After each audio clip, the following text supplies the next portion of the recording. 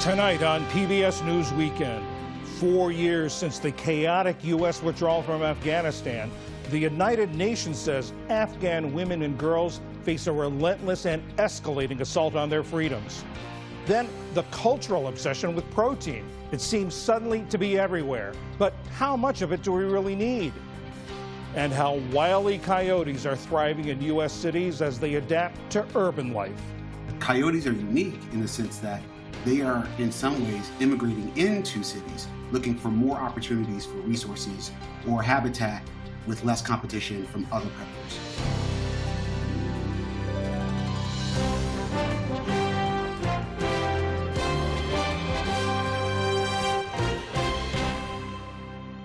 Major funding for PBS News Weekend has been provided by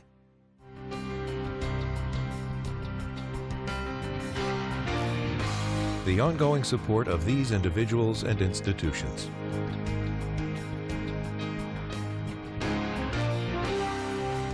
And Friends of the NewsHour.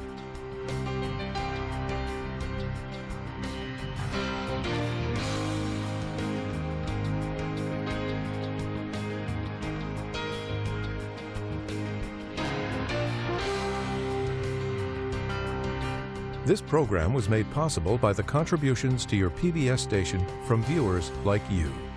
Thank you. Good evening. I'm John Yang.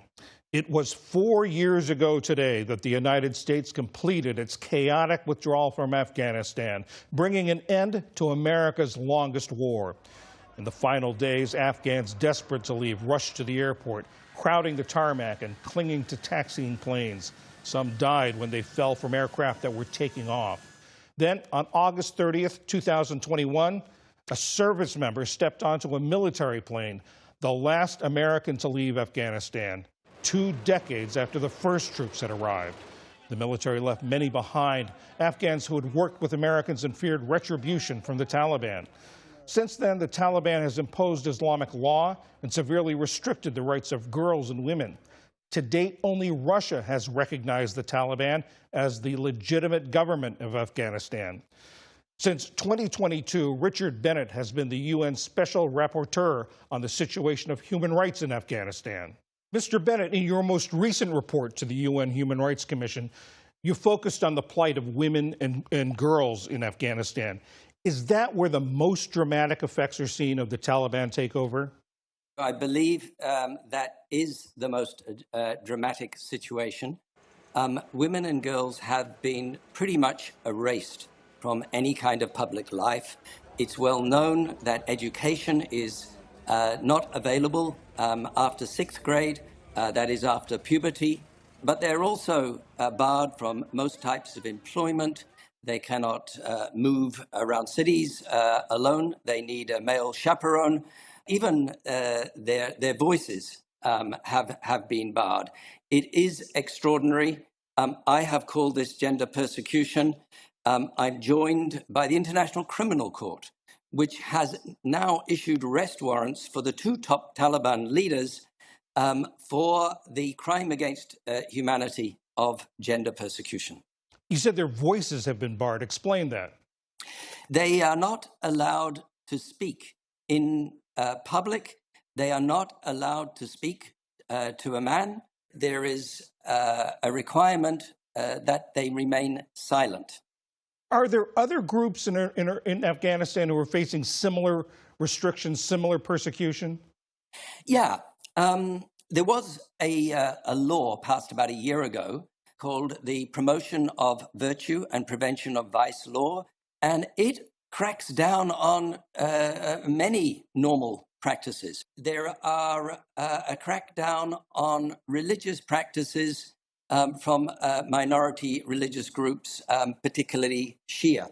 Men, too, are suffering.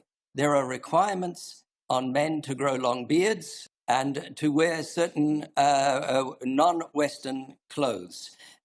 We've seen punishments increase in the last 12 months or so, and the punishments are often involve flogging, public corporal punishment, also some public executions. Your report also talks about women and girls who were forced to return, who had somehow made it to Pakistan or and Iran and now being forced to return. Tell me more about that.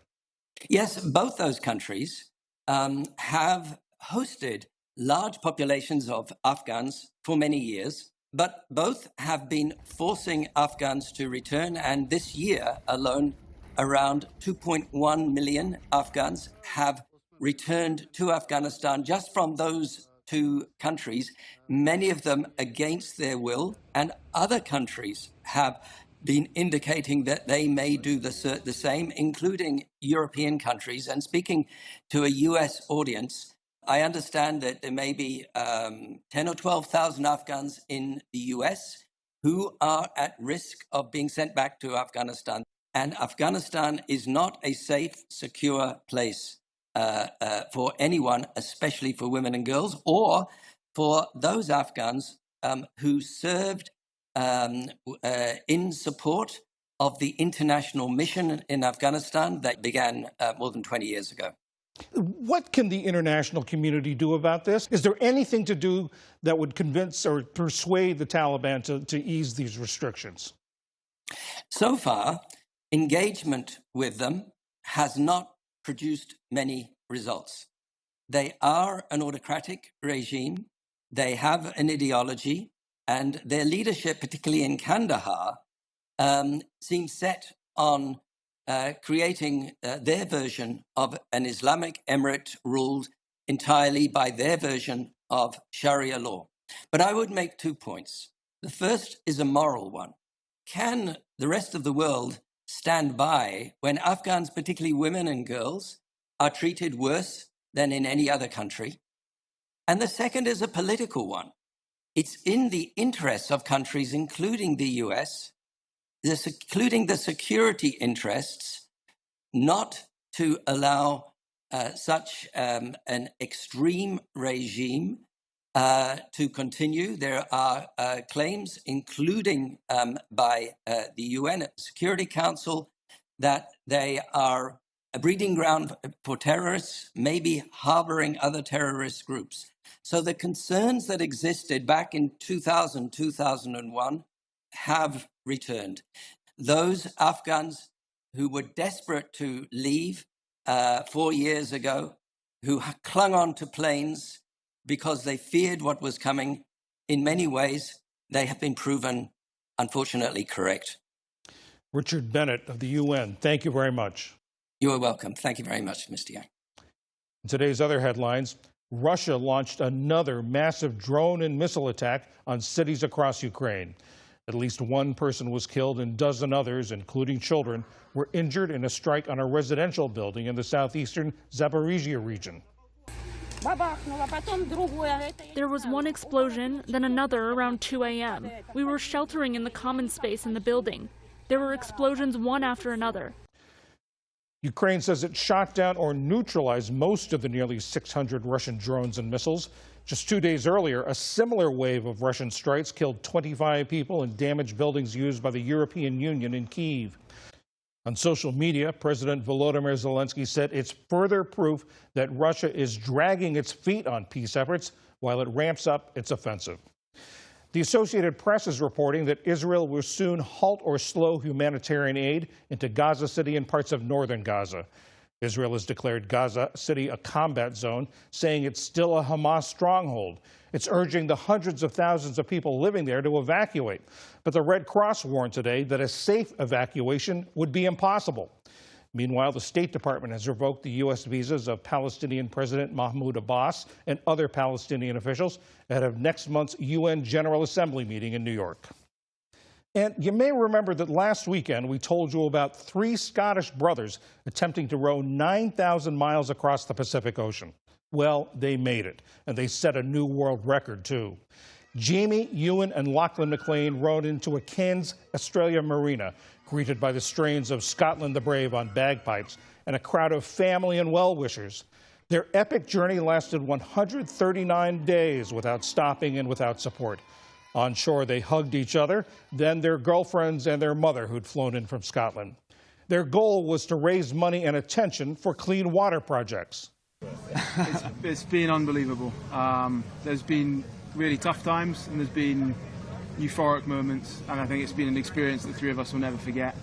But I think the thing that's underpinned it the most is the support we've felt from friends, family, and people all around the world in helping us, hit that £1 million target. We're not there yet, but hopefully we'll get there in the next couple of days. As the brothers told us last week, the first order of business on land was pizza and beer.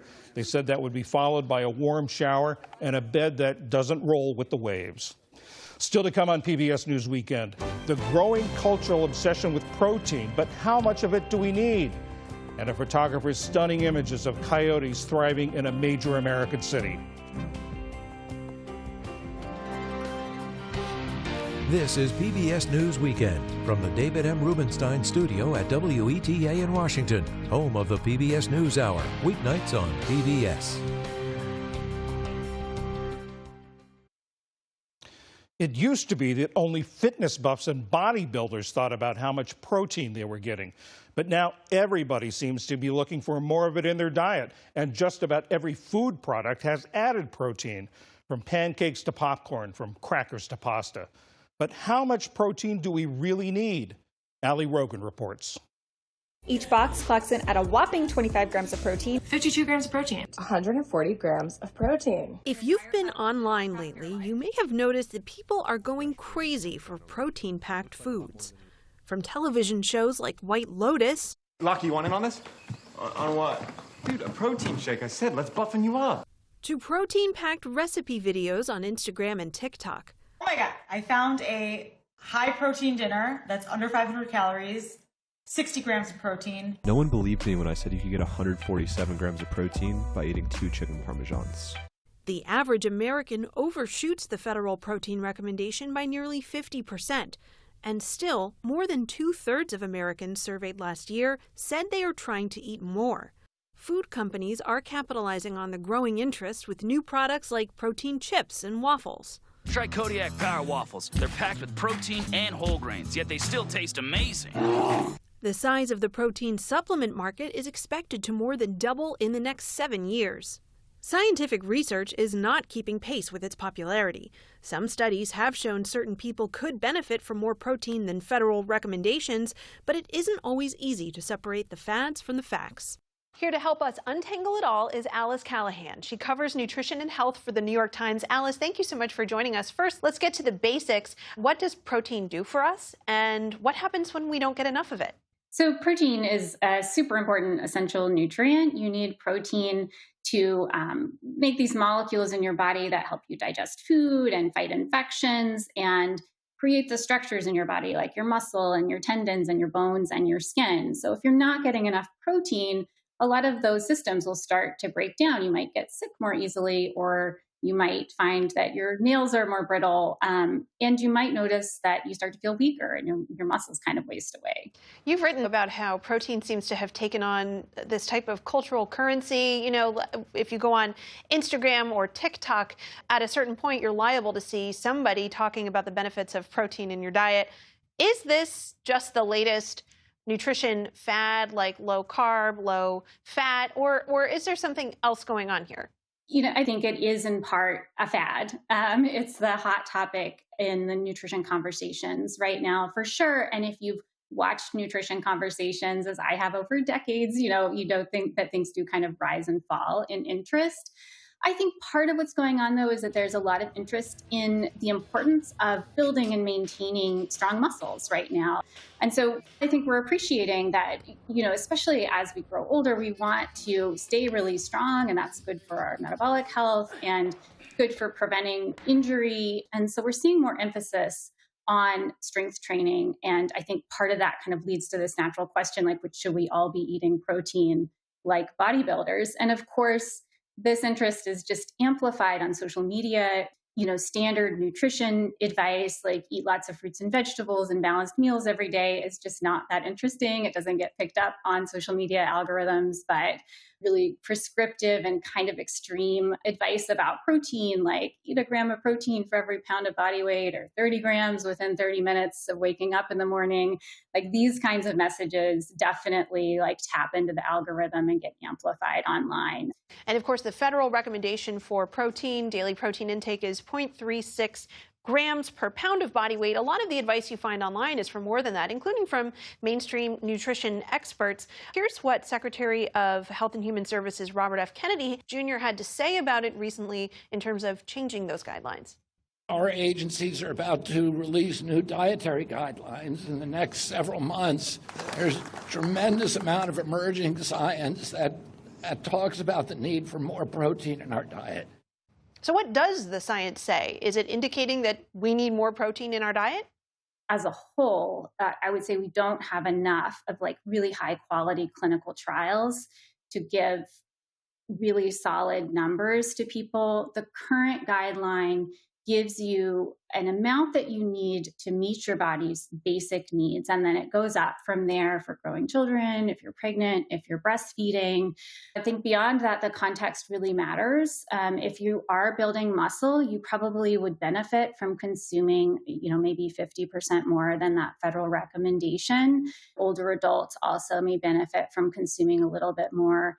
It would be great, I think, to have kind of more consensus guidelines around these different scenarios with protein. But the challenge is like how, what is the quality of evidence to put behind those guidelines? So it is a very confusing space right now. But I think in general, the federal recommendation gives you a really good starting point, and it can be reasonable in different scenarios to increase a little bit from there. You probably don't need as much as you're hearing from a lot of influencers online, though.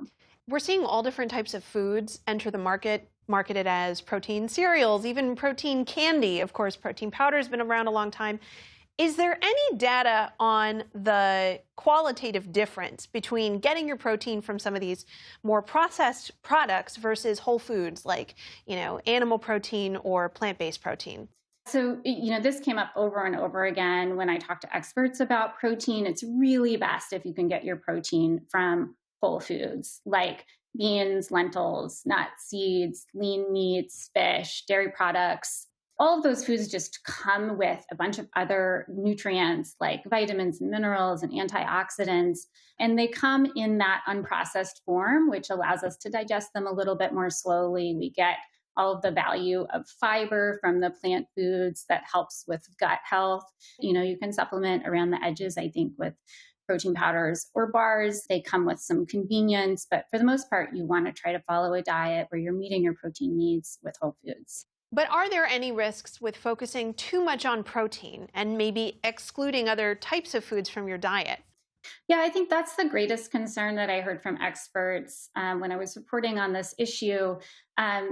Not so much that focusing on protein comes with medical risks. For most of us, it's totally fine, but there is a risk that we may miss out on other healthy foods like fruits and vegetables and whole grains. And, when you look at all of the ways that we could improve the American diet, protein is probably not the place to put our focus. Like 95% of Americans don't get enough fiber, for example. And so if you're just focused on, cottage cheese and chicken breast, you're not going to get that fiber that's so important for gut health and also for preventing heart disease and type 2 diabetes. So I think that's the main thing, is just you want to try to stay balanced, and putting too much focus on any one nutrient, you're probably going to lose out somewhere else. Alice Callahan with the New York Times, thank you so much. Thank you so much. It was great to be here.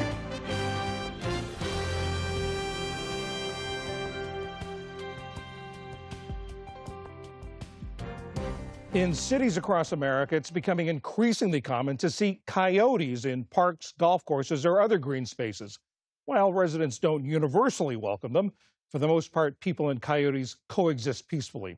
Earlier this year, the New York Times documented the return of coyotes to San Francisco after a long absence. Reporter and photographer Lauren Elliott worked on that story, and Christopher Schell is an urban ecologist at the University of California, Berkeley. Lauren, there's so many captivating images you got for this story. I think of one in particular of a coyote staring into the lens of the camera. How did we able to do that? How did you get so close?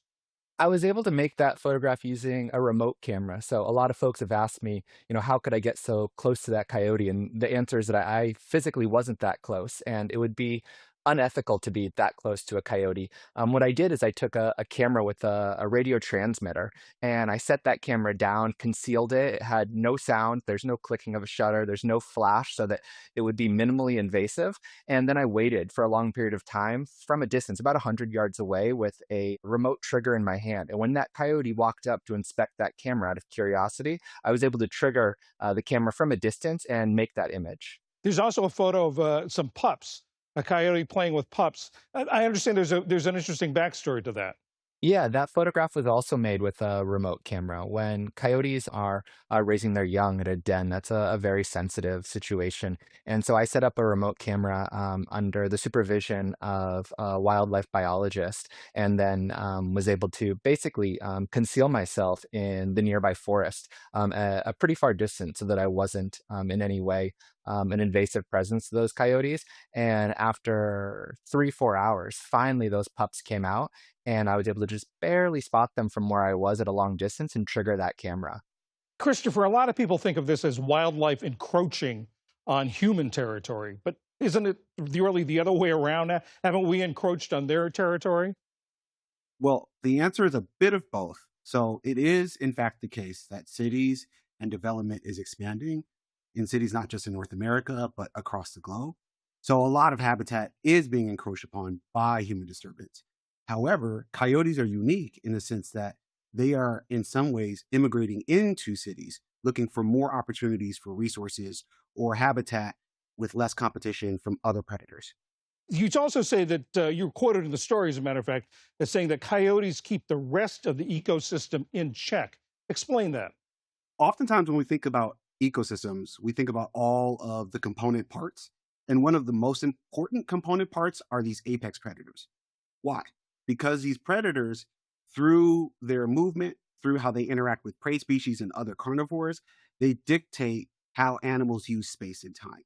And that oftentimes means that there's more space for more organisms when those predators are present. Here's the thing.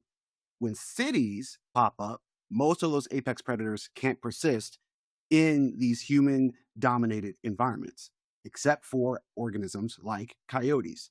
So they have started to move into multiple cities, assume that role of the apex predator, and start to reshape the ecology of cities such that they fill this de facto role that then increases the biodiversity and the flow of other organisms throughout the system. Let's be concrete about this. What are the prey in urban areas for coyotes? Right. So coyotes are omnivores, meaning that they're able to eat a whole host of different things. Everything from, say, rats and pocket gophers, and in some instances, skunks, to, yes, human food subsidies like trash or refuse, or in some cases, when it's left out, dog food or cat food. So the animal is able to eat a wide variety of different foods in order to persist and thrive in cities. Lauren, in order to get the pictures you did, you had to sort of track these coyotes, find out where they were. Did that teach you anything about their behavior? Absolutely, it did. Being able to spend such an extended period of time working on this story, I really learned a tremendous amount about the patterns of these animals, and I think that humbled me to the fact that they can be unpredictable in the sense that sometimes I would go out multiple days in a row and not see a coyote. But in other instances, I absolutely saw patterns and found that specific coyotes would show up at the same spots to hunt day after day. And, in getting to observe their behavior over an extended period of time, it really gave me an appreciation for how they go about surviving in an urban environment. Chris, if someone were to see a coyote out on on their walk, should they be afraid? No, they shouldn't be afraid. If anything, we should have a healthy respect for the animals when we see them sort of sharing space with us. But oftentimes we stress education and we talk about tools that we can use to help people successfully coexist with the organisms. Everything, as Lauren had mentioned, from understanding the behavioral patterns of the animals, where they navigate. Particularly, for instance, we oftentimes talk to the community about this escorting behavior, where animals will walk alongside or behind a human being or a dog for an extended period of time. And that behavior is not necessarily threatening. It is one that demonstrates that the animal is trying to make sure that itself, its kin, its offspring are safe, and trying to understand the patterns of human behavior. So just like we're trying to understand how to coexist with these animals, they are doing the same with us. So we use these educational tools, outreach, to improve management and to improve coexistence. Photographer Lauren Elliott and urban ecologist Christopher Schell, thank you both very much. Thank you for the time. Thank you.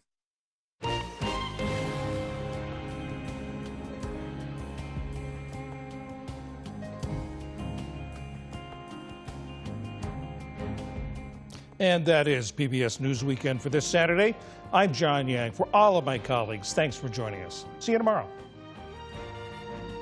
Major funding for PBS News Weekend has been provided by...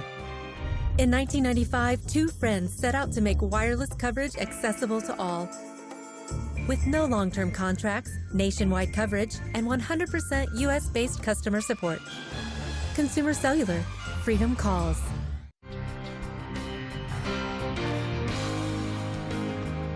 The ongoing support of these individuals and institutions.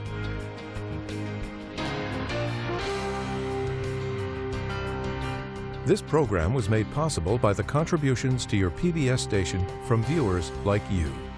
Thank you.